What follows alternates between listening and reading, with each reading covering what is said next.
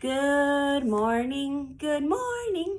Today's a brand new day. Good morning to you. Hi, everybody. I'm here to share a good morning book for a great day to have today and for the rest of the week. So here's one of my favorites, Rosie, Revere, Engineer.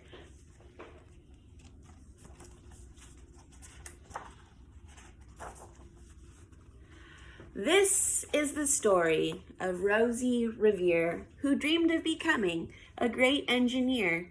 In Lila Greer's classroom at Blue River Creek, young Rosie sat shyly, not daring to speak. But when no one saw her, she peeked in the trash for treasures to add to her engineer stash. And late at night, Rosie rolled up her sleeves and built in her hideaway under the eaves. Alone in her attic, the moon high above, dear Rosie made gadgets and gizmos she loved. And when she grew sleepy, she hid her machines far under the bed where they'd never be seen. When Rosie was young, she had not been so shy. She worked with her hair swooping over one eye and made fine inventions for uncles and aunts, a hot dog dispenser and helium pants. Check out those pants and look at the hot dog dispenser.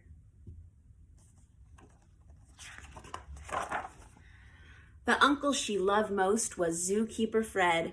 She made him a hat to keep snakes off his head, from parts of a fan and some cheddar cheese spray, which everyone knows keeps the pythons away. And when it was finished, young Rosie was proud, but Fred slapped his knee and he chuckled out loud. He laughed till he wheezed and his eyes filled with tears, all to the horror of Rosie Revere, who stood there embarrassed, perplexed, and dismayed. She looked at the cheese hat and then looked away. "I love it," Fred hooted. "Oh, truly I do." But Rosie Revere knew that could not be true. She stuck the cheese hat on the back of her shelf, and after that day kept her dreams to herself. And that's how it went until one autumn day, her oldest relation showed up for a stay. Her great-great-aunt Rose was a true dynamo who worked building airplanes a long time ago. She told Rosie tales of the things she had done and goals she had checked off her list one by one. She gave a sad smile as she looked to the sky. "The only thrill left on my list is to fly. But time never lingers as long as it seems. I'll chalk that one up to an old lady's dreams." That night, as Rosie lay wide-eyed in bed, a daring idea crept into her head. She could build a gizmo to help her aunt fly. She looked at the cheese hat and said, "No, not I." But questions are tricky and some hold on tight, and this one kept Rosie awake through the night. So when dawn approached and red streaks lit the sky, young Rosie knew just how to make her aunt fly. She worked and she worked till the day was half gone, then hauled her cheese copter out onto the lawn to give her invention a test just to see the ridiculous flop it might turn out to be.